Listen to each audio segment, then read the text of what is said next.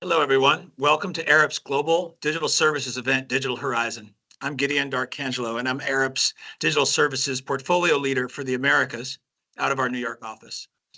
I'll be your host today. Today, we're talking with some of our most forward-thinking clients and collaborators about how we are using digital technology to produce more effective, sustainable, and equitable outcomes. This session focuses on our work in the Americas region with a focus on the future of transportation. However, there are other Digital Horizons events that have already happened today around the world, around the sun, in Melbourne this morning, Hong Kong, Amsterdam, and London, and now here, as we collectively bring together the best our global digital team has to offer. First, I would like to make a land acknowledgement.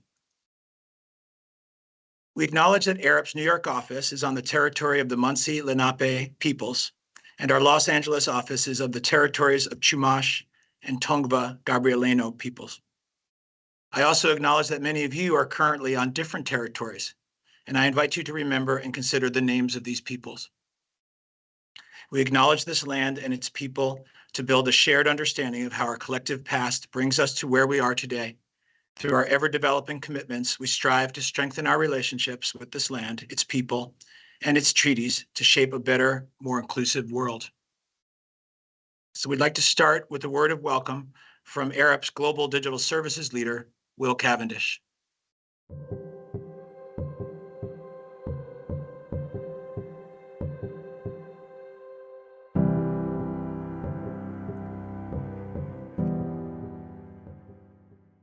Welcome from me to Digital Horizons, a whole day showcasing the opportunities, challenges and debates about the role of digital in our world. I'm delighted to be able to kick things off with a short presentation about what we in Arup have learnt and think about some of these issues. First, we know the built environment challenge is growing and profound. Over the next couple of decades, the world's population will rise to 10 billion, and we need to meet their needs in an equitable fashion. Their needs for habitation, their needs for energy, for water, for transportation. Within that, 2.5 billion more people will be living in cities that we need to plan, design and build. In other parts of the world, most of the buildings that we need have already been built. Another challenge for us to face. And of course, we need to do all of this while we're living within planetary boundaries, particularly the planetary boundaries of carbon and nature plus. So we're going to need to meet the needs of more people in more equitable ways, while at the same time making sure we preserve our planet. Now, the good news is that there are some great new and existing digital technologies that can help us with this task. And in Arup, we think there are 6 really significant ones that are going to be useful for us. The power of artificial intelligence and machine learning, allowing us to explore big data in new ways and provide new insights about the challenges we face. The proliferation of data that's coming from sensors, drones and satellite technology, offering new opportunities and new frontiers for our understanding. The ability to develop and deploy digital twins for both simulation and optimization of operations and asset management. The power of the Internet of Things, 5G networks and cloud computing in providing a modern, scalable technology infrastructure to the built environment. The ability of generative design to use algorithms to design things in different ways and better ways than we've been able to do before. And the onset of robotics and automation as new tools, new solutions, new opportunities for us. These 6 technologies, we believe, are very powerful and offer us great opportunities in our work going forward. And on the back of those, we already know that digital can critically enable the pathway to net zero, to climate resilience, and to nature. For example, the ability to use generative algorithms to design buildings in different ways than we've been able to previously and optimize a whole range of complex factors to improve outcomes. In some cases, reducing embodied carbon by up to 50% over a more traditional design. Or indeed, using the power of data and analytics and structural modelling to improve significantly the climate resilience of buildings portfolios, with an opportunity cost of perhaps $3 trillion of savings and improvement across our building stock around the world. Or the ability to use Earth observation data to both map and improve biodiversity net gain, so contributing significantly to Nature Plus. So digital enabling net zero, climate resilience and Nature Plus, but also digital enhancing our ability to meet human needs. Our ability again to use satellite data to map cities and districts at a level we've never been able to do previously, to design nature-based solutions that bring the power of green, blue and grey infrastructure to improve the functioning, livability and biodiversity of our cities.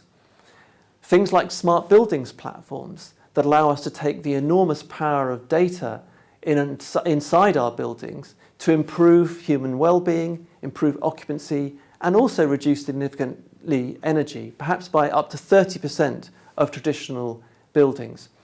And the ability to use digital twins to map, analyse, understand, and take us through the pathway of shifting towards a more decentralised, more resilient, more renewable energy system, absolutely vital to the future of our energy and absolutely vital to the future of the pathway to net zero.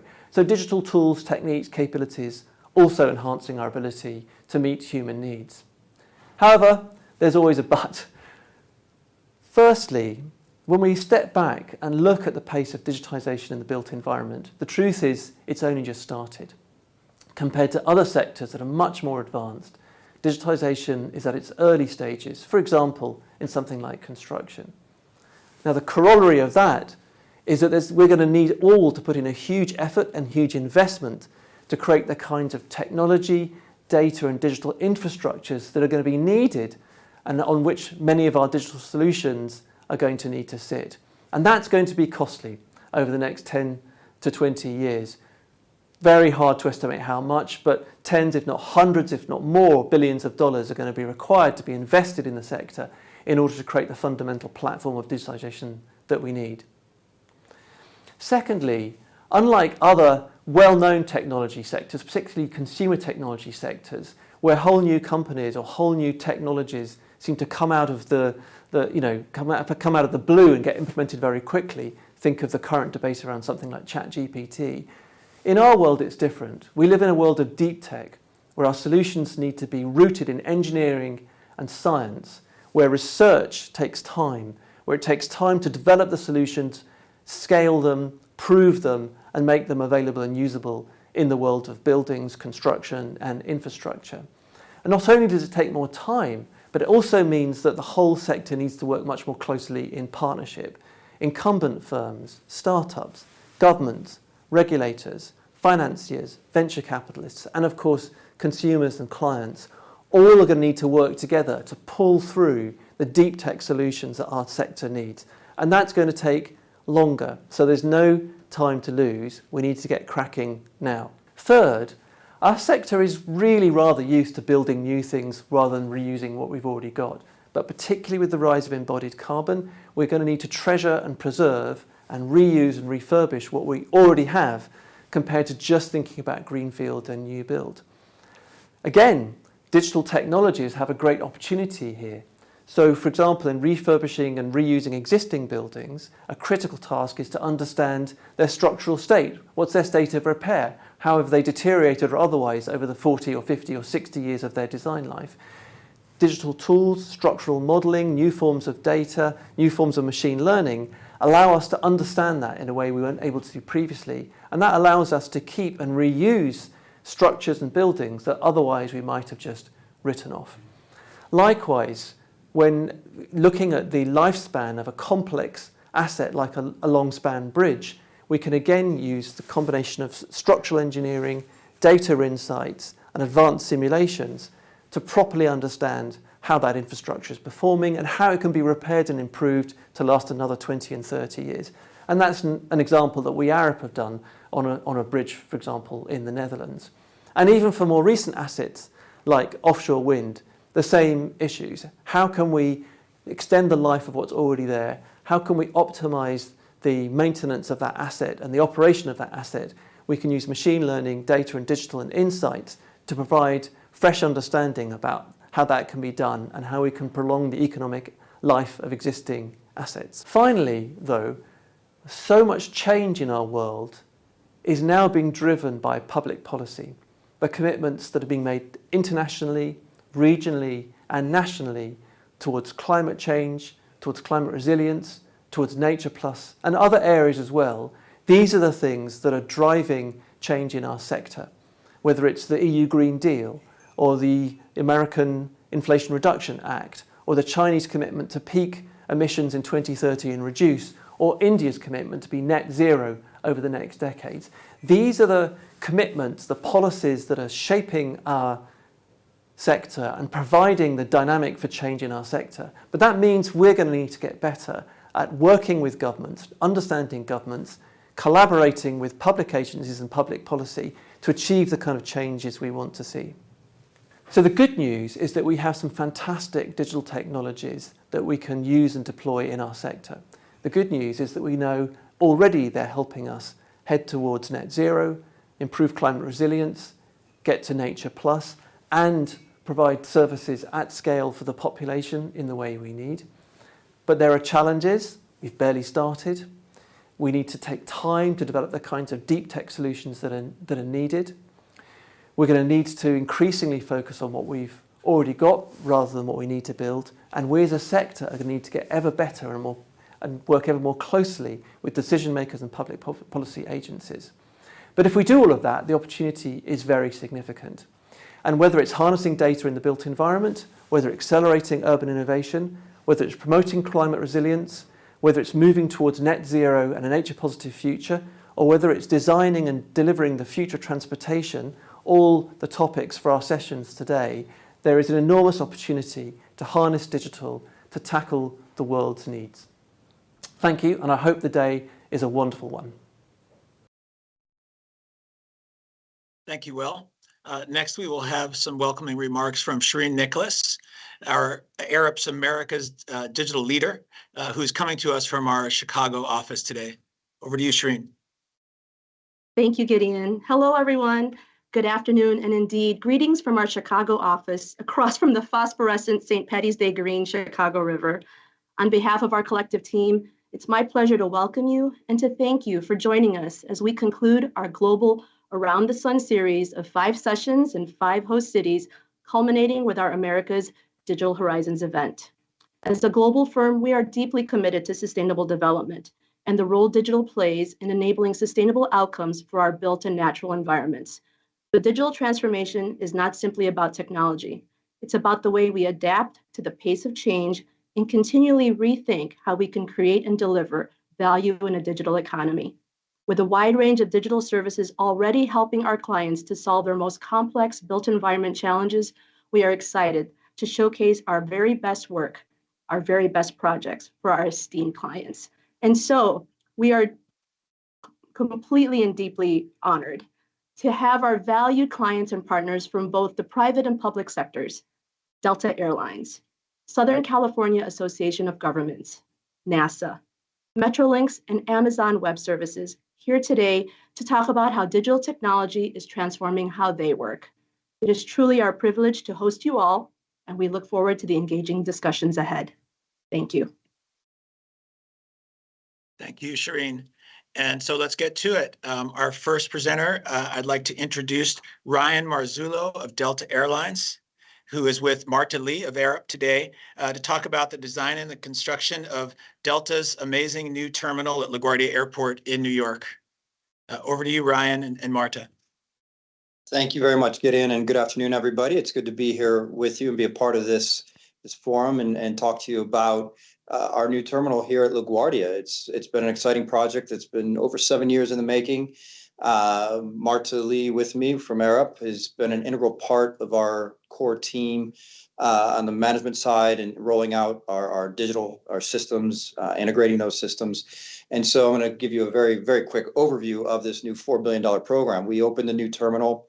It actually opens in phases, but we had the major opening where we hit about the 80% mark last June, so last summer, and to rave reviews. And so this is just part of the $12 billion that Delta's invested in our facilities across and airport terminals over the past decade. $7 billion of that has been here in New York, $4 billion at LaGuardia, $3 billion at JFK.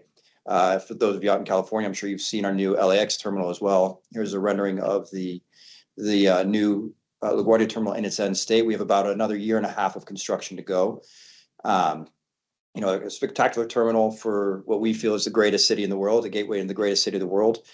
And at 1.3 million square feet, we've consolidated. We took our two old legacy terminals, consolidated them into one bag makeup, one check-in, 37 new gates that can accommodate our entire domestic fleet. LaGuardia is a domestic terminal, but we designed it for efficiency, for what New Yorkers want. And a big part of that design hasn't been just in the physical architecture, but also in the systems and the digital architecture, which I'm going to talk a little bit more about. During the pandemic, we accelerated the program. We took advantage of that. We took a 9-year construction program down to 7.5 years. You see through the pictures, large open light-filled spaces, focusing on art and specifically local art, and with big name artists who are either born or based here in New York and the New York City area.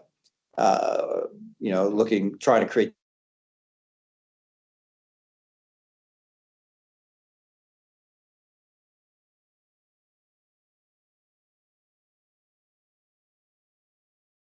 Looks as if we have a technical difficulty here. It appears that we have some technical difficulty with the connection over there with Ryan and Marta. Perhaps we will need to move forward to our second presenter. I hate to do that because they're in full swing. But since we are doing this remotely, we can't control everyone's internet connection everywhere. So what we will do is move forward into our next presenter, which is David Kyobe. Thank you for being flexible, guys, for coming on, and we'll come back to the Delta Airlines presentation in a moment. So we'll go to the second part of our program, which is for the Southern California Association of Governments, David Kyobe, representing, with Joerg Tondorff from Arup, talking about a really cool tool that they've made for regional housing analysis to help with equitable planning. So over to you, David and Joerg, to present. Thank you so much, Gideon, and good afternoon, everyone. So today we're going to talk about the housing analysis tool that was developed as part of the Regional Early Action Planning Project. And this was funded by the state of California through the California Housing Department, and SCAG was awarded $47 million to provide housing planning and process improvements to service cities and counties in our region. And this enables council of governments and other regional entities to collaborate on projects that have a broader regional impact on housing. As some of you may be aware, California, like many places around the world, is in the midst of a housing crisis. And in 2020, SCAG adopted the 6th cycle regional housing needs assessment allocation. And the SCAG region is required to plan for over 1.3 million housing units over the next 8 years. And this includes both existing as well as projected need. And this is distributed across our 197 member jurisdictions. The San Fernando Valley Council of Governments region received an allocation of over 34,000 housing units. And the Regional Early Action Planning Program grant is intended to help SCAG cities plan for their allocation of housing. Layered on top of the housing crisis is our climate emergency. This chart that you see here on the screen from the Air Resources Board shows the total greenhouse gas emissions by sector back to 2001. We've made a lot of progress in some areas, such as industrial sources, building energies and efficiencies, but transportation continues to be the largest emitter of greenhouse gas emissions in the state. And this is one of the sectors that actually increased over time. So one of the potential solutions to address this is to locate housing closer to where people work. And this, of course, is related to VMT and reducing those emissions. Thank you, David. So David's outlined the needs around housing development and climate change. And to better address these needs, the project that we've just completed has 3 key aims. First, to develop a tool that identifies sites that are located in areas with low VMT generation. So these are areas where people tend to travel shorter distances to work. And thus, it will help to select these sites for housing development in the San Fernando Valley. Second, to standardize the VMT analysis and mitigation methodology across the various jurisdictions in the San Fernando Valley. And then thirdly, to speed up the planning and permitting process through a data-driven decision-making approach. So how was the tool developed? To ensure that the user interface and functionality of the tool meets the expectations of the various jurisdictions, we started with a user experience approach, and we defined a number of personas representing planning staff and decision makers. We adopted algorithms for estimating VMT reductions, which were implemented in the tool, and these are based on existing research by CAPCOA, that stands for the California Air Pollution Control Officers Association. We also leveraged existing data from other tools and models to determine fixed and variable metrics. And finally, we selected ArcGIS Experience Builder as the underlying software in order to seamlessly combine the needs for geospatial data management, user interaction, and cloud computing. A specific effort and a lot of data analysis, including statistical analysis of contextual data, for example, around household size, correlation of land use types, and current travel behavior, was completed during the study. This effort provided critical insights to understand the local context and variations in travel behavior, as you can see on the graph on the left. Even in this fairly small geography, you get a lot of variations in the behavior and the average travel distances. Depending on the level of aggregation and threshold setting, the results of the tools at VMT estimations can lead to different outcomes, as you can see on the right, which depicts the same location, but different areas shown in green, which are areas that would fall under the threshold, depending on how the tool is set up and how the metrics are defined. The tool needed to have a clear local focus, and it is important to consider specific local behaviors and community context. We also made sure that stakeholders were involved in the definition of the underlying metrics, such as the setting of these low VMT thresholds. The functionality of the tool is simple and focused. It's very easy to get carried away and embed too many data sets, functions, and features into a tool like that, which would ultimately make it more difficult and confusing for users. Hence, the tool focuses on 4 key functions. It has a data mapping functionality to provide critical information about housing, community, administrative boundaries, and transportation data. After selecting a location, the tool provides a clear definition of the site and related metrics, again, around housing and transportation, but also natural hazards, displacement, and community aspects. There's an option to evaluate the potential reduction of VMT of travel distances based on the algorithms I mentioned earlier from the CAPCOA manual. And then there's a reporting function to summarize all the outputs. And finally, a set of performance metrics has been defined to monitor the application impact of the tool. This will allow SCAG and member cities to evaluate benefits the tool is expected to have on housing development and related processes. Thank you. Great. Thank you, Joerg, and thank you, David.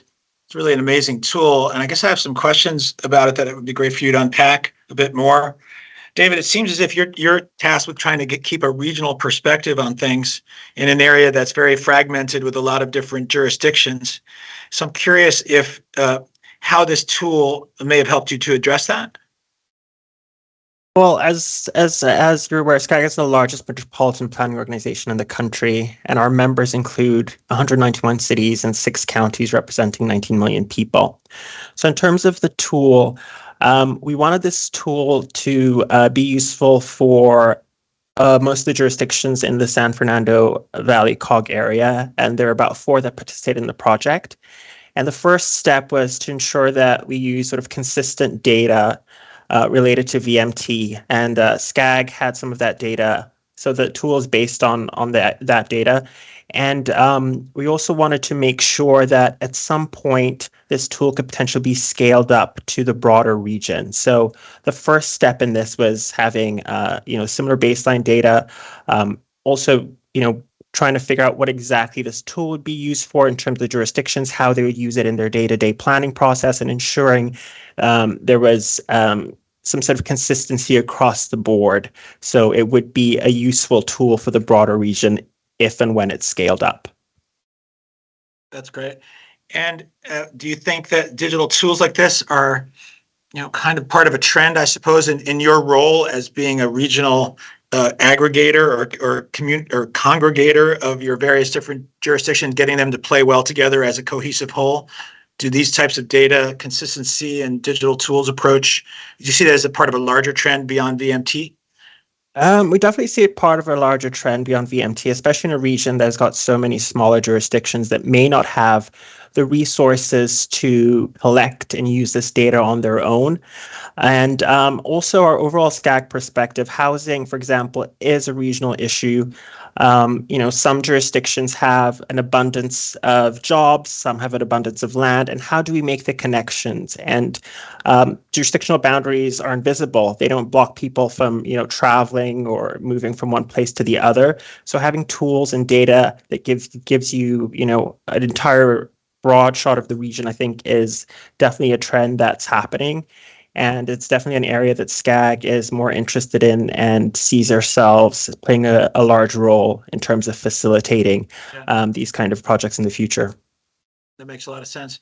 I guess this could be a question for either Joerg or you, David. Now that you've built this first round version of the tool, are there any really important features that you'd like to have that you couldn't quite get to this first time around as what you see next? Maybe Joerg, you could start out and then David finish us off, please. Yeah, I mean, there's obviously a lot of ideas, but at the same time, I emphasize that we want to keep it fairly focused at this point. But ideas that we could integrate are about improving the user experience in terms of providing additional data sets, providing the user with additional reporting functions. So these would be very easy lifts, particularly once the users have actually gotten used to applying the tool. If you want to aim more for the stars, then when you talk about transportation and housing and land use, one of the big impact is always around forecasting and prediction. So at the moment, we have some functionality in the tool to estimate the potential reduction in travel distance in VMT, but you could actually implement capabilities where you predict the impact on travel in a region, in a geography based on the placement of housing. That's great. David, any final words then? I'd just like to add that, from SCAG's perspective, we hope these kind of tools also help with streamlining housing production. Because aside from the fact that, we don't have the required number of units, it also takes a really long time to get housing approved in California. And, with tools like this, we hope that will definitely make an impact. So not only can we deliver housing cheaper, but also quicker to address the existing and projected need over the next few years and decades. That's great. Thank you, David, for your time. Thank you, Joerg. It's really great to see how digital tools are helping make a metropolitan area cohere and work together as one better. Really a trend I imagine we'll be seeing more of in the coming years. We'll go on to our next presenter now. I'd like to introduce Ryan Biziorek of Arup, who's going to talk about an amazing, cool project he worked on with NASA around urban air mobility, which is an up-and-coming category of work in the world, the whole notion of urban air mobility. And this is particularly a human response study that Ryan led for Arup to deliver to NASA. So over to you, Ryan. Great. Thanks, Gideon, and good afternoon, everybody. Thanks for joining us again at this event. My name is Ryan Biziorek, and I also reside in our Chicago office and lead our regional acoustics, audiovisual, theater, and experience design practice. I also do want to acknowledge and thank our client, Sid Krishnamoorthy from NASA Langley. He will be here for Q&A as we get to the end of this the presentation here. So urban air mobility, or UAM, is a new technology for transportation that's coming. You may have heard of it, but it's really in response to the world's cities growing in both size and number, and our transportation infrastructure aging and at capacity. And we've seen in recent years transportation network companies like Uber, Lyft, Lime, etc., and on-demand services really increasing congestion. And while those can enhance convenience to our urban environments, they can come at a cost to cities. So urban air mobility seeks to help expand ground transportation and package delivery and on-demand services into the third dimension, the airspace above our cities. This technology is very promising, but it brings many challenges with it. One of the challenges of UAM is noise from these future aircraft. Historically, noise holds a large proportion of complaints from citizens in urban environments. And this graphic on the left illustrates that with nearly 35,000 complaints called into New York City's 311 service over a week. The magenta band is, you can see, is noise complaints, and that really dominates the quantity of complaints in general. The negative impacts of noise can also have really profound effects on happiness, wellness, and learning, directly affecting the prosperity and sustainability of the built environment.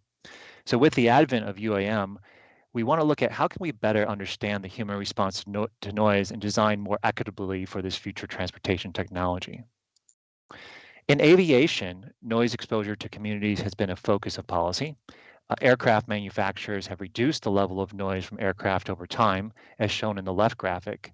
And since 1975, the population exposure to a regulatory noise threshold has decreased by 20 times, as passenger enplanements has increased by year over year by 4 times in the right graphic. However, human response to noise has changed. On the left is the Schultz curve, a dose response curve for transportation noise developed from a 1978 study and was reaffirmed in a subsequent study from 1992. Recently, the FAA completed a study that included 10,000 respondents from major populations around major US airports. The survey used a mail response, phone interviews, and noise modeling to develop a new noise dose response curve, which suggests there's potentially a 55% increase in annoyance at the previously deemed acceptable threshold. So with UAM on the horizon, how can we understand the human response to noise to better shape policies, operations, and aircraft design? NASA Langley is one of the leading research groups conducting human response noise studies to existing and future aircraft. Most of their research has been conducted in their exterior effects room at NASA Langley, which features a 31 channels 3D sound system designed for these human response studies of transportation noise. However, the pandemic quickly limited access to that facility in NASA's research.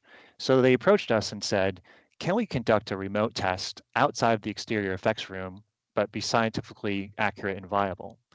So can we go from a highly calibrated controlled environment and collect data from citizens in their own spaces, such as the room you see on the right-hand image on the slide here, which would then broaden the reach of the psychoacoustic studies to much larger groups of people who live in the environments that are most affected. So we started this engagement with NASA by developing a vision for what does a remote platform for human response studies like this look like. The framework consisted of a cloud-based solution at its core, and then leveraging different cloud services for audio streaming, data collection, and data security. Access to this platform would be via a web browser, so very simple, and allow for NASA and their research partners to leverage the platform and contribute to a larger pool of knowledge. The first phase of the project would focus on a headphone-based solution, but we could design future phases to scale delivery of audio over multi-channel loudspeakers and incorporate visualization and enhanced calibration techniques where appropriate. So our team worked with NASA to develop a simple software stack with 3 key goals in mind. First, a simple user interface accessed via web browser. Second, data protection for personal data, as well as information provided by industry, aircraft manufacturers, for example, who may want to provide the recordings of their vehicles to understand the human response to them as they're in development. And then finally, processing that is fast and delivers information with accuracy, particularly the audio streaming quality. Similar to what Joerg was saying, we started with a user experience design phase with NASA to develop personas and confirm the proposed workflow and ideas that we had that would function well for NASA and the study participants. This informed the front-end interfaces as well as the back-end code structure and supporting software documentation. On the right side, you'll see the development process also included evaluation of tools and techniques to deliver high-quality audio. We analyzed differences between audio input and output from this software system. Finally, we developed a novel calibration methodology and tested that with our global staff at Arup to help normalize differences between laptop and headphone hardware that every participant would use, which would be different amongst them. So here is an image of the final user interface, which is compliant with FedRAMP requirements such as 2-factor authentication for login and also accessibility compliant. we deployed Arup's ARC design system, which allows our coding teams to quickly deploy compliant code solutions that work with clients' branding and graphic design standards. The software solution was fully transferred to NASA and is hosted on their AWS platform. Documentation and training was provided so that the NASA researchers can adapt the platform to new studies, as well as allow for participants to be part of multiple psychoacoustic human response studies. You can see an example here of a login screen where a participant may have access to 3 studies that they've registered for. The final phase of the project was to conduct an initial pilot study with 48 subjects participating to evaluate annoyance between small UAS vehicles, also known as drones, and ground vehicles. These graphics show the results from the in-person testing. The right is from the in-person testing and the remote platform. On the left is the in-person testing results, and the right, the remote platform. The results were very encouraging and illustrated 3 key points. First, the existence of an annoyance response difference from the drone noise and ground vehicle noise in the in-person test was replicated with the remote platform. Second, the remote platform had a larger annoyance response offset between the drone and ground vehicle noise response than the in-person tests. And finally, the ranking of sounds by mean annoyance response were roughly the same between the remote platform and the in-person test. So giving a lot of great results and confidence that this is an accurate way we can collect human response annoyance to UAM vehicle noise. So following this pilot study, we have been working with NASA to develop a portable kiosk version of the platform. The kiosk version will use a designated hardware for laptop and headphones to reduce the effect of these variables that they may have in the research study. We're excited how a digital tool like this can help support important research that will better inform designing for equity and establishing public policy around future transportation technologies. Thanks very much, and Sid will join me here with Gideon for questions. Thank you so much, Ryan, for that presentation. And we welcome Sid Krishnamurthy, who'll be joining us via audio. Hi, Sid. You on there? Yep, I'm here. Welcome. Fantastic project and great presentation, Ryan, and really exciting to think about this emerging field of UAM, but also the sensitivity that NASA has to noise issues and noise pollution, and as we look forward into creating a world that is ready to receive this in a very humane way. So I guess the first question I have is, how has this project allowed NASA, Sid, to reach a broader audience, and how does it fit into NASA's broader objectives? Yeah, so well, for one, one of our goals for understanding human response to urban air mobility vehicle noise is to be able to understand differences among distinct geographic communities. And so if we have in-person test facilities, we definitely have that control that, we can't take an in-person test facility and move it around to different places. We either have to rely on other existing in-person test facilities at other locations, and that also, limits us in the number of people and the different communities that we can test in. So having this remote test capability, even though it grew to deal with the pandemic, it does offer us the ability to reach a wider range of participants in multiple different geographic communities. But also just it allows us to test more people, and that gives us more confidence in our results and helps us reach a better understanding of human response to aviation noise. That's great. Yeah, reach more people, more different types of people, more people in different places through this accessible piece, rather than having to get them to come to a place. You can bring the test to them. So that makes a lot of sense. I'm wondering, were there any specific government requirements that drove the equitable access to this tool? I don't know, Ryan, if that's something you want to take, or would go to Sid. Do you want to start, Ryan?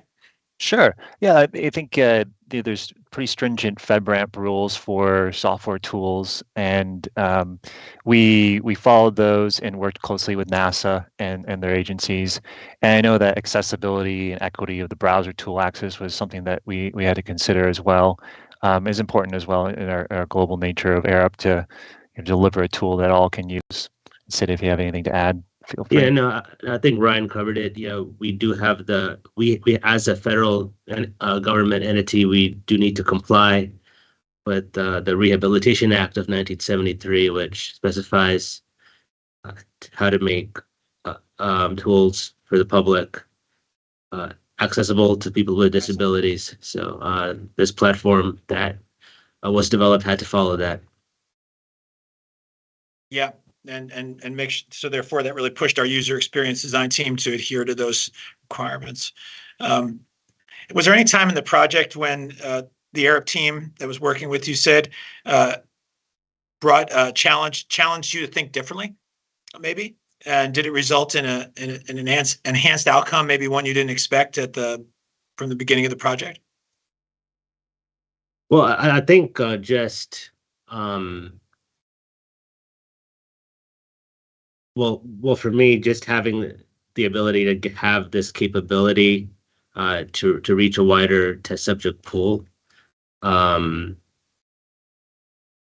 is in itself an enhanced outcome for us. I don't know, Ryan, do you want to add anything more to that? Yeah, I think I remember one point in the project where we were talking, collaborating, and the multiple studies per participant was one thing where I think we kind of had a good dialogue on, and we brought that to the table and ended up including it in the flexibility and scalability of the software solution. There's some other moments like that I remember. I think we challenged each other constructively on it. It was a good dialogue. Yeah, that was a good point. Yeah, that's a good point, actually. We actually did not envision initially to have multiple people have multiple tests in the same website, and that was brought forth. So that was a good feature to get. Excellent. And what, Sid, as you look forward, what kind of studies do you have planned for this tool? Do you think it will continue to be used in conjunction with other studies that you might use in the physical places you have, the exterior effects room, et cetera? Yeah, so the results that Ryan talked about was this initial study with the remote test platform. It was more of a feasibility study to see whether this remote test method could replicate a previous in-person test that we already conducted, and the results that Ryan showed that we did do that. So next we want to use it for responses to urban air mobility vehicle noise, for which we don't have an in-person test counterpart. But from this initial study, we have confidence that the results that we do get from this remote test method should match an in-person test if we were to do it. But yeah, going forward, we want to first use it for an urban air mobility noise human response study. But after that's completed, we do plan on using it for other psychoacoustic testing we do here at NASA that complements our in-person testing, which may or may not actually involve urban air mobility noise. It may involve other types of noise. I see. Fantastic. I think in closing, I'll just throw this one towards you, Ryan. Were there any elements that caused a delay in the project along the way? Well, we don't like to have delays, but sometimes they happen. And I think the most memorable one for me working with Sid and the team at NASA was we had to delay the launch of the pilot study due to the NASA Artemis rocket launch going up into space. So it's not every day you have a project where a rocket launch delays the launch of your software platform on NASA AWS servers, but I think that was pretty important. So Awesome. That seems like a good reason to have a project delay if there ever was one. yeah. Thank you so much, Sid, Krishnamoorthy, NASA, Ryan Biziorek of Arup, for talking us through that amazing project. Really appreciate your time today. We're going to continue on in our program. Thank you. Continue on our program and bring back. We had a slight technical difficulty with our presentation earlier from Delta Airlines, so we're back online, and I'm going to reintroduce our wonderful client, Ryan Marzullo of Delta Airlines, and Marta Lee of Arup to continue to present on the amazing new terminal, Delta Terminal C at LaGuardia Airport in my hometown of New York. Over to you. All right, thank you, Gideon, and apologies, everybody. We can build a $4 billion brand new terminal on top of an existing operation, but in the midst of a pandemic, but we have internet issues just like everybody else. So apologies for that. But you missed a really good presentation that we continued on while we lost you. So we're just going to start back at the beginning and just run through this really quickly. Going to try and condense a very, very massive project into a few minutes. And so this $4 billion program here at LaGuardia was one of 12 billion that we've invested in our facilities over the last decade, 7 billion of that here in New York. So I think everybody's probably heard or seen about the new LaGuardia opened last summer. And you know, it's a gateway into the greatest city in the world, like Gideon said. You know, it's what we feel. And so beautiful new terminal, 1.3 million square feet, double what Delta was operating out of at LaGuardia prior to construction in the old Terminal C and D. Consolidating our curb frontages, our check-in, our security checkpoint, bag screening, bag makeup into one single terminal. 37 brand new gates, accommodating our entire domestic fleet from regional jets up to 737-900s and A321s. Dual taxi lanes serving the majority of those gates, improving airfield efficiency, reducing aircraft taxi delays, which everybody was used to if you used to fly to LaGuardia. All designed with New Yorkers and the spirit of New York City in mind, from our speed and efficiency from curb to gate to the artwork that we use, where we hired all local artists, either born or working here, based in New York, and you know, focusing on the high ceilings, large volumes, beauty, elegance, just what you would expect to see when flying Delta. Integrating an extensive amount of digital components, even within the artwork. And so this is, you're seeing on the screen, a company based here in New York, in Manhattan, ESI, helped us develop our digital art above the security checkpoint, which is tied to our flight schedule, portraying images from the various regions we fly to LaGuardia. And so as a flight takes off, an image from that region pops up on these massive 25-foot tall LED displays, keeping our customers relaxed, calm, entertained while they're queued up in the checkpoint line, in what is one of the most stressful parts of the travel experience. And so digital wayfinding throughout the terminal, which we've used extensively and updated and changed, especially as we continuously change throughout construction, because this is a phased program. With digital wayfinding signs on the approach roads leading up to the terminal, as well as along the curb frontages, what you would expect to see in a brand new facility. Here's an image of our sensory room. This is for customers who have sensory sensitivities. There's, say, calming, relaxing place, environment for those customers to come to, as well as customers on the autism spectrum and other sensitivities to acclimate them to the flying experience. So, and some other unique aspects of our art program here. LED lighting throughout the terminal, and I'm going to talk a little bit more about the sustainability initiatives here shortly. But here is an image of LaGuardia. It is a postage stamp of an airport. It is one of the smallest. It's a very small airport, regional airport serving the East Coast. 2 runways. It's act as a single runway, and on about 600, little over 600 acres. Slot controlled. There are about 600 daily departures, of which Delta flies half of those. We're just under 50% of the traffic here at LaGuardia. We fly at peak about 285 flights a day. This summer we'll be back almost to that at about 275. And what's interesting about LaGuardia is this right here. Even though it's a tiny airport, it is a mighty airport. We pump through more aircraft per acre than the other 19 of the top 20 airports in the United States, and more passengers per acre than those airports. If you go to the next slide, you'll see just how much we push through here. So it is a very busy airport, very difficult to construct a brand new terminal on as well.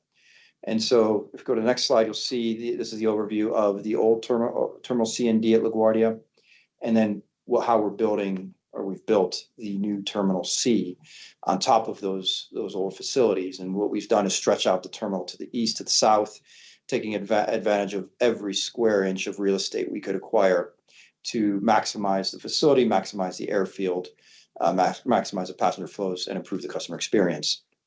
And so you can see what we've done in the head house, the main part of the terminal. We've stacked it, so we've gone vertical. And while that may not be ideal, it allowed us to keep the terminal compact and tight, while also using that to our advantage to create service corridors, for instance, to keep all the goods movements, trash movements out of the customer view, similar to what you would see at Disneyland or Disney World. We've taken that same initiative. You also will see it's stacked because we had to keep all of our critical equipment above the flood elevation. As part of our resiliency, LaGuardia sits in two major flood zones. For those of you who've heard of Superstorm Sandy about a decade ago, those floodwaters came right up to the terminal. And so we've designed this entire terminal with all critical equipment above the flood zone, as well as flood proofing, dry flood proofing around the lower levels of the terminal. So very important. View of the head house with some of the digital signage on the approach. Continue on. A little bit about how we delivered this terminal. It's very unique in the delivery method. Delta Airlines is the owner. We're also the developer. We are the general contractor. So we have a construction management team that supplements my team, of which actually Marta served on my core team, running all the systems and integration. We have a team of about a dozen other Delta managers overseeing that construction management team, overseeing our design team, of which Arup is a major part, not just on the systems and Wi-Fi or systems and IT, but certain engineering on certain other aspects of the terminal. I'll talk about that in a minute. And then we contracted directly with all of the primes, whether it was a foundation, steel, roofing, electrical, carpentry, painters. All of those contracts are held directly by Delta. It gives us direct control and oversight of that and higher probability of certainty of success.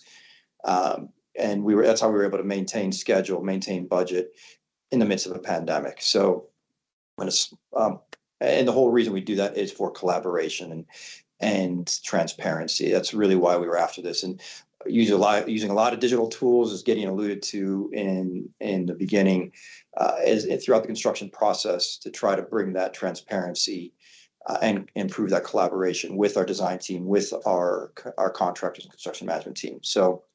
And then operational readiness, of which Arup assisted us with the ORAT process, bridging that gap from construction to operations, was absolutely critical. And they did a phenomenal job of, we built a brand new Lamborghini and handed the keys to that Lamborghini over to our operations team while they were used to driving for decades an old Ford Pinto. And so this was paramount that we got this right, so that this transition to operations went smoothly, which it did. So a little bit about the acceleration during the pandemic. I'm not going to talk about that. And I'm not going to go through the pictures throughout construction. It was a very complex build right on top of that busy airport. So talk a little bit more about sustainability, resiliency. On the left, you can see the view glass, electrochromatic glass that tints automatically, and that helps us keep our solar gain down, keeps the glare down, especially in the critical areas like the checkpoint and check-in. Improves passenger comfort and employee comfort. And then on the right, you see that a flood wall, and that is around the lower level of the head house, the baggage claim area, to protect flood waters during a flood. And so big elements of resiliency and sustainability. We also, in addition to things like the view glass, things like the digital signage, LED lighting, electrification of all of our ground service equipment, we've implemented a very sophisticated, with the help of Marta and her team, overarching platform over all of the systems, whether it was power management, lighting controls, signage, content management, building management, that is continuously commissioning and learning about the building, and it's giving us visibility into the operations, doing predictive analysis, looking at the electrical currents and voltages in equipment to see if there's an issue coming before it comes. And so we've partnered with the company Iconics. They've done a tremendous job integrating with all the, I think, 45 systems that we have in this brand new terminal. And so that's a very unique aspect. Another unique aspect is our virtual ramp. And I'll come back to the Terminal Operations Control Center if we go on the next slide. So this is typically your ramp control, where you are Delta's aircraft controllers. Ramp controllers move all the aircraft to the gates and the taxiways, and it's all done from a control tower. We've virtualized that. They now sit in a room, and it's all camera based, and they have far better views than they ever had in the past of the gates, the taxiways, the taxi lanes, seeing the aircraft move. And and they're just raving about this. And so we're actually looking to roll that out in other airports and in our main operations control center in Atlanta as well. This has been a huge improvement in our operation. And then the ops control center, integrated terminal ops control center, that ramp control team will eventually sit in this. It's not going to open until late 24. And they will be with all the other operational stakeholders, whether it's our above wing and below wing customer service teams, our facilities team, security, all stakeholders will sit in this ops control center with the ramp control team. And so it helps us manage through issues and incidents as they occur. And so a big aspect of the new $4 billion terminal. So that is the program in a nutshell. Very, very quick, concise overview. I apologize for the earlier issues we had, but Gideon, I'll open it up to any questions. Awesome. Thank you, Ryan. Thank you, Marta. Phenomenal, amazing achievement and accomplishment, and one that we're all benefiting from. Well, a couple of questions here. You mentioned that overarching data layer that you put in place. You mentioned Iconics that had implemented that converged data and systems control. I know it's early in the project, but are you seeing any benefits yet? What kind of benefits are you seeing, or do you expect to see from having all of that data brought together essentially to make a smart terminal for you? I would say yes, we are, but I can't quantify that yet. And mainly because our facilities team has never dealt with anything like this. I mean, we gave them such a powerful tool that's still being brought online, elements are being brought online, that one of the things we have seen and we've been learning, and Marta's been helping us through it, is just this massive influx of data and trying to parse through that, understand what's critical, what's not, and how do we use this very powerful tool that we have at our fingertips.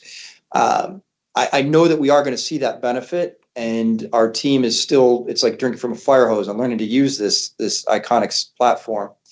And so the answer is it's still coming. Like I know we're going to see it. Marta, maybe you've been more on the cold face with it. Yeah, no, you're correct. I mean, we're collecting a lot of data, and then how to use that data that's being collected is very critical. So one of the examples that I can give is the jet bridge systems. In the past, all the jet bridge systems will be running 24/7, regardless of airplane parked there or not. But what we've done is we created this workflow using the Iconics platform where there's a logic built into it where the jet bridge system will only run when there is an airplane coming in or leaving. And that's just trying that sort of platform in a workflow just for one concourse. We saved about 84% of the energy on all the jet bridge MEP systems. So that's a really good example. And we're planning to implement that for the 3 other concourses, total of 38 gates. But that's the amount of energy that we are being able to sort of save through the Iconic and then through the data that we're collecting from every system. But this is just one small example. There's a whole possibility to do this for any other system because, like Ryan mentioned, we have 40-something systems connected to this platform. Amazing. Well, thank you. You mentioned some really cool technologies there, the virtual ramp control, which is going to go into the ops control center, the information broker, the digital signage. Just before we close out, Ryan, any reflections or thoughts on your experience of working with Arup over this odyssey to bring this technology to bear in the new terminal? Oh, no, I think it's been great. Arup's absolutely a valued partner of ours. And not to toot your horn, I know you guys are putting this on, but I think you guys have really helped us figure out what it is we want. I mean, that's, half the battle is understanding what it is that we want, what we need. Especially our ops team, they have, grandiose ideas, but when you distill it down into, you want to go and spend millions of dollars on this advanced technology when you may not really need that, but you can focus that money elsewhere. And I think you guys, the Arup team, Marta in particular, has done a phenomenal job of helping us with that focus, helping us determine what it is we need and how we want to operate, especially when we're rolling out these new facilities, these new technologies. And so I think that's really where the value has come in. That's fantastic. Well, thank you both for your time today and for the presentation. And we all look forward to our next opportunity to fly in or out of Terminal C at LaGuardia. Thank you both. Thank you. Thank you. Amazing project. Okay, we're going to now move up north to Toronto and speak with our friends from Metrolinx there. Metrolinx is the ground passenger transportation agency in the Toronto area, for those of you that aren't familiar. And we have today from Metrolinx, Nasir Qureshi, who will be talking with two from Arup, Alexa Hinves and Carol McClellan, on how we're using digital to support a major rail line extension project up in Toronto. So over to you, Nasir, Carol, and Alexa. Thank you, Gideon. Hello, everyone. I'm Nasir with Metrolinx. A little bit about Metrolinx. Metrolinx is an agency of the province of Ontario, responsible for operating over 450 kilometers of the rail lines in Toronto area, and working on the expansion of this line over the next several years. To expand this rail network to Greater Toronto and Hamilton area regions. One of the projects Metrolinx is working on and I'm working on is the Eglinton Crosstown West Extension. This project will connect the different parts of Toronto with the adjoining city, neighboring city of Mississauga through a new 9 kilometers of rail line. This will have 7 new stations, and it will support 37,000 daily rides, and it will bring 31,000 more jobs and 50,000 more people within the walking distance to the rapid transit. On this project, Arup is our technical advisor, providing a range of services, engineering, procurement, and construction oversight. What you see on the screen is the snapshots of an ongoing construction. Twin board tunnels we're building, over 6 kilometers of twin board tunnels. Half of those have been completed. It's a massive operation, which would build underground tunnels, elevated guideway, crossing a river, crossing several critical infrastructures of oil pipelines, water mains, and highways as well. It will provide to the communities new stations, transit stations, with the transit-oriented developments as well. Our goal on this initiative with Arup was to bring digital tools to the construction management, progress tracking of the construction, and help with the strategic decision making on the project, with a vision to reduce dependency on traditional methods of progress reporting and find efficiencies in our day-to-day operations.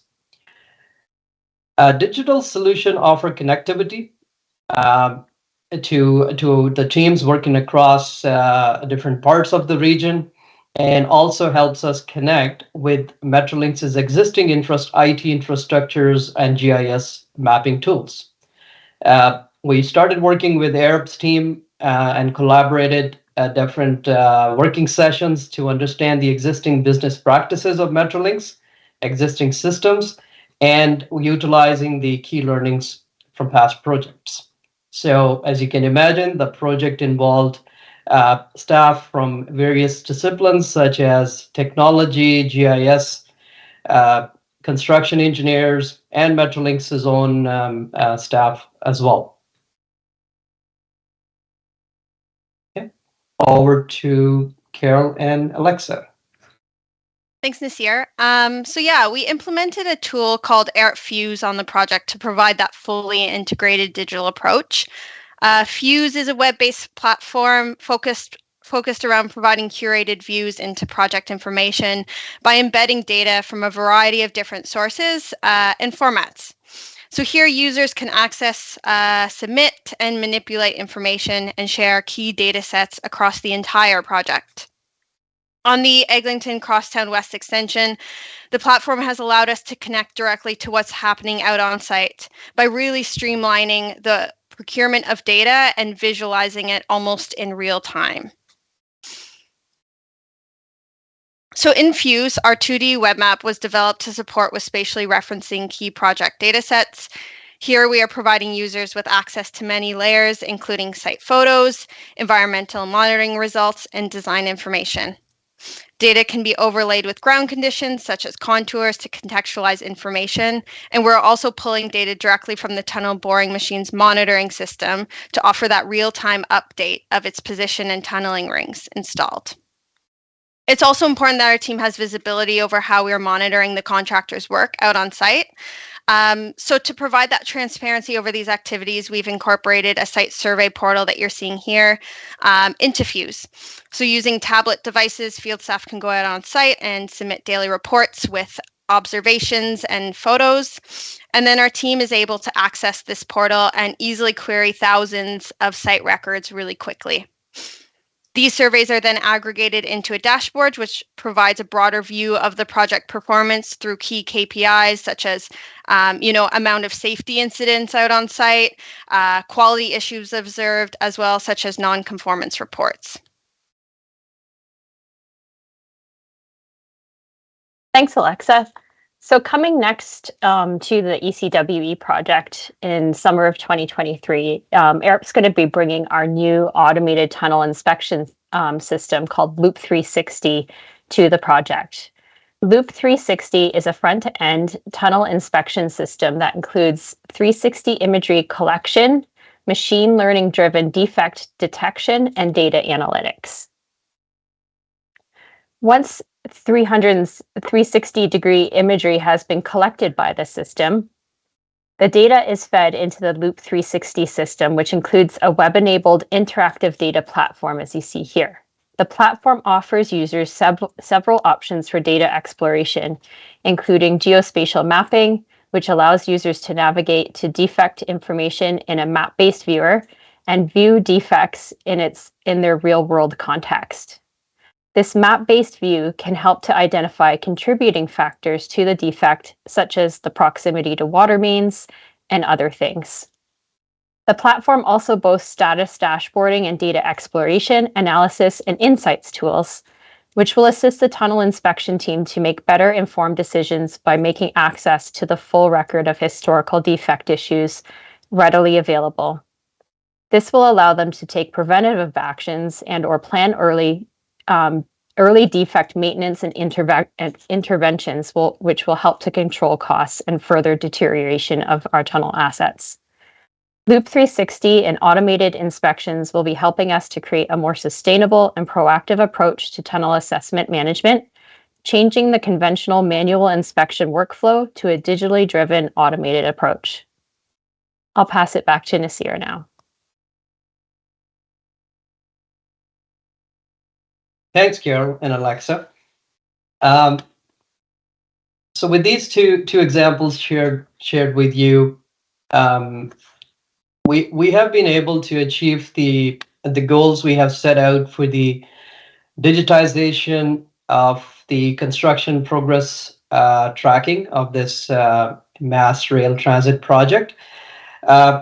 We were also able to start up some more initiatives, such as Carol just presented, tunnel inspection tool, which would help us in a great deal.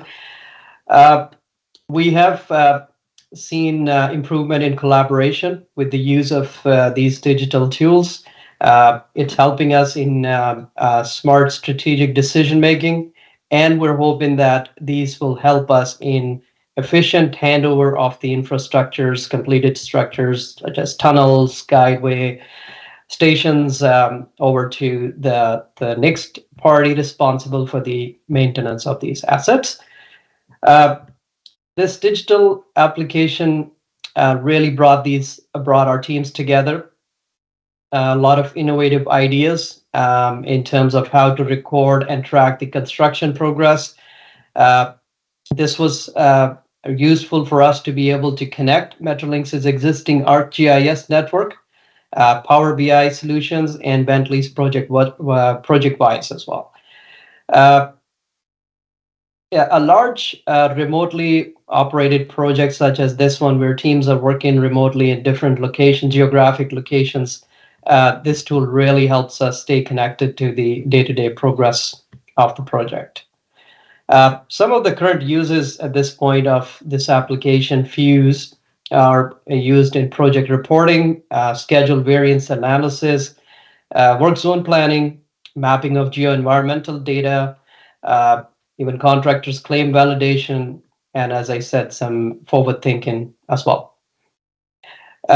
In closing, I'd like to leave the audience with the thought that project planning should include the development of digital inception plan. This plan will address the opportunities for project automation and introduce digitization to the infrastructure development for sustainable outcomes. Thank you. Nasir, that's music to our ears. What a wonderful way to close that. And we completely agree. In the final few minutes here, I guess I'd like to know, Nasir, it's clear you've shown the value that this brings, and you've really articulated it well and talked how it's really transformed a situation where it's very hard to track the progress of a disparate and wide-ranging project, but suddenly now there's a way to get a handle on it through this digital tool. What would you like to see next? Like for Fuse, when you use it, you say, "Oh, if it only could do this," or "It'll be really great when it can do that." Anything come to mind? Absolutely. Sky's the limit when you're talking about the digital solutions bringing into the construction industry. As you mentioned in the opening video, that there is a lot of opportunity in construction industry to bring digitization. With what we have achieved so far and successfully implemented in the first couple of years of the project, and we got quite a few more years in this project before we go into the operating mode. We're looking at maturity of this Fuse application towards adding the plan and profiles of the ongoing tunnel construction and a lot of other activities happening. So basically, you're able to see what you see on typical map, two-dimensional view, but add a third dimension to that, and also add the profiles that what's happening below ground. And that would bring in a lot of soil, geotechnical, environmental data at the forefront, at the fingertips of a large project team. Addition to that, we're also looking at connecting the large set of contract drawings and construction drawings to connect with this application. So that would be really valuable to the construction inspectors to be able to access these drawings readily through this application and provide quick markup of what they see in the field as well. Thank you so much. Could you ever imagine that once you're in operations, would some of the functionality of something like Fuse carry into operations? It will provide us a great resource for looking back at how things panned out over the long time span of 10 plus years. This is a multi-year program involving many projects and then connectivity to the future work. So we're looking at expansion of this project once completed, or while it's being under construction, extension of this line to connect with the Toronto Pearson International Airport. And this available data in one place, accessible, I think that's going to really make things easier for us to connect the dot for any future expansion of this program. Excellent. Thank you so much for that vision of the future, Nasir, and very fantastic presentation. Carol, Alexa, for Metrolinx, thank you so much for your time today, and wonderful story about a wonderful digital tool helping the Toronto area. Thank you all. So I'd like to close out our program now and introduce Kris Efland from Amazon Web Services, and we will just have a bit of a chat now. We have maybe a bit of an echo there. Are we good? I'll keep going. Welcome, Kris. Thank you so much for joining us today, and so happy to have you as part of this finishing off our Round the Sun global digital event. You're our final speaker, starting this morning in Melbourne, Hong Kong, Amsterdam, London, and now here. And so just stepping back, we saw a lot of great presentations today that show how digital solutions are really reshaping how we make the built environment, how we interact with the natural environment, how we live, how we work, how we travel in the world. And so I think I'd like to start talking with you about what opportunities do you see for organizations like AWS to work in our sector and advance how digital solutions are really changing how we go about creating the built environment. Hey, Gideon, thanks so much for having me. I'm so happy to be here. I think there's a lot of opportunities in a lot of different areas where benefits can be had.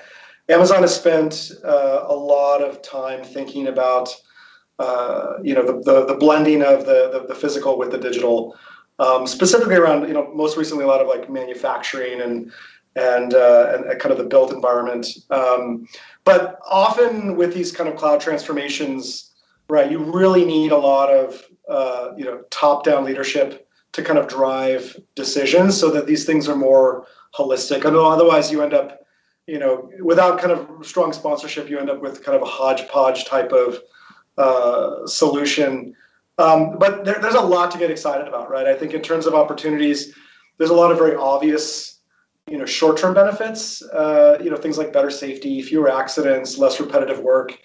But to kind of, go through some of maybe the bigger buckets, right? With manufacturing, you get, better quality products, better quality manufacturing and higher precision with using kind of computer vision. You have better maintained assets and availability with machine learning to predict when assets might fail or looking for things that aren't kind of able to be perceived by humans.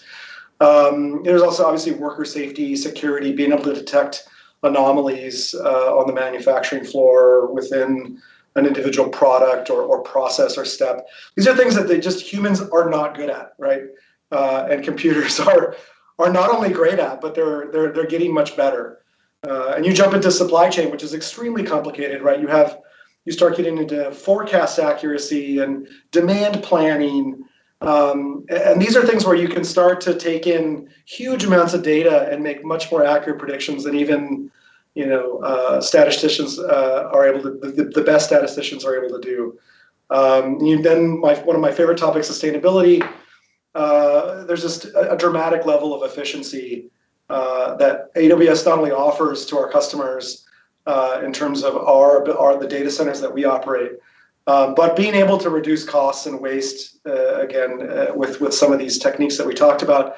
But also we've taken a big step in terms of helping customers manage their own sustainability efforts, right? Being able to track their sustainability data and also their carbon consumption, right? We offer this as a benefit of being an AWS and Amazon customer, where you're able to track your carbon expenditure and your carbon footprint just based on your data center and service utilization. That's amazing and really forward thinking. It makes me think about kind of where we're headed with all of this, which is digital twin, in my opinion. It seems if I took every conversation today, it sort of leads towards that castle in the mist that we're working towards right now of total integration. Where you have total physical, you said the blending of physical and digital, and I love that because I really think we're in a period of physical digital integration.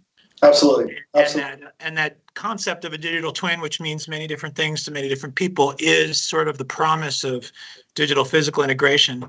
I'm curious what you're seeing from your perspective in terms of where we are as we progress towards this digital twin ideal. Yeah, I mean, I think this ball is already starting to roll.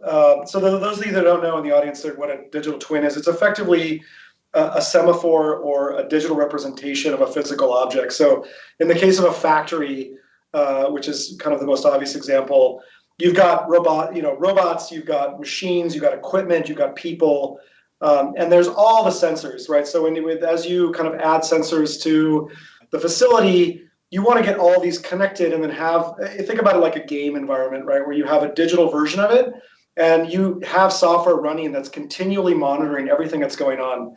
And you're not totally relying on humans to make mistakes as they do, looking at camera feeds and trying to figure out what's going on, but you have individual sensor readings looking at all kinds of different metrics and KPIs in terms of how things are looking, how things are performing. And being able to kind of add that bridge and create that bridge is just massive. And I think we're really just starting to kind of see the benefits. And so we're Amazon specifically is really trying to kind of show that the art of the possible with kind of creating a fully end-to-end, right? We not only do we automate our own fulfillment centers, but most of the technology that we build, all of our customers have access to, and we're super excited to partner with Arup on a number of projects here. Where we can start to recognize the larger value with sustainable infrastructure, better living spaces, less congestion, higher quality of life. All these things start to matter when you think about like connected cities instead of just a connected factory, right? Your mind starts to wander a bit and think about what's actually possible in the future, and I think it's hard not to get excited. That's great. Yeah, it's been wonderful to Arup to have our collaboration with AWS, and you started to allude to it, but we talked about what's possible when you have a collaboration between a consultancy like ours and a tech company like AWS to really get the ball rolling, as you say, or move it faster, move the needle on social change. We talked a little bit about how some of this work can be really pushed towards achieving some of the big societal goals that we all have, and that we're not in the business of creating another product or something that's going to sit on the shelf, but something that we could actually impact lives. And I wonder if you could talk a little bit about AI for good, or how this work can really drive top level change. Yeah, I think the perfect example, and obviously the one that's obviously top of mind for me is the work we've done so far with Arup on urban heat. People lost their lives, to be frank, right? And there was a huge heat wave in 2003. There was one last summer. With climate change, like this is our new reality. And when we think about it, there's very few products and services that are able to kind of have this immediate benefit on such a broad scale so quickly, right? And AI is just a huge accelerant there, right? In terms of how we tackle the problem. And if you think about just kind of how the complexity has increased over much the last 200 years, right? All of our problem spaces have become much more complicated by design, right? We've kind of moved past simple challenges and moved into more complex issues. But the interesting fact is that we've introduced more complexity ourselves. And when you look at something like the urban heat project that we worked on together with SageMaker, we're able to take in a ridiculous amount more of data to actually do the analysis.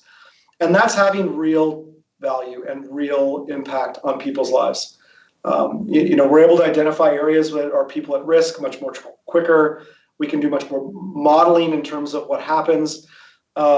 We've done a bunch of other blog posts and examples where we've shown being able to predict water levels and weather patterns, be able to route first responders and assess damage near real time during natural disasters.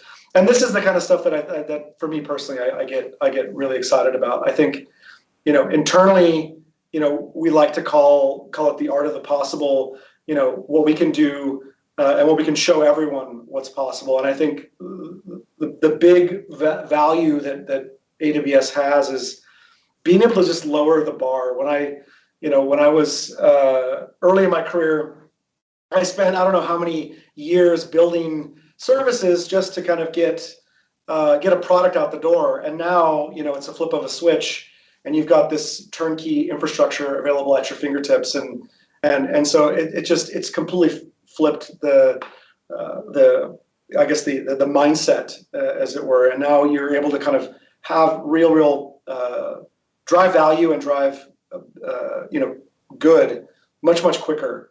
And now the models, the AI is accelerating it even faster. So I think that's kind of what gets me excited. I think for next step with our biodiversity net gain project that we're working on, I think this is another one that this is going to have a huge impact on not only our own species, but the species we share the planet with.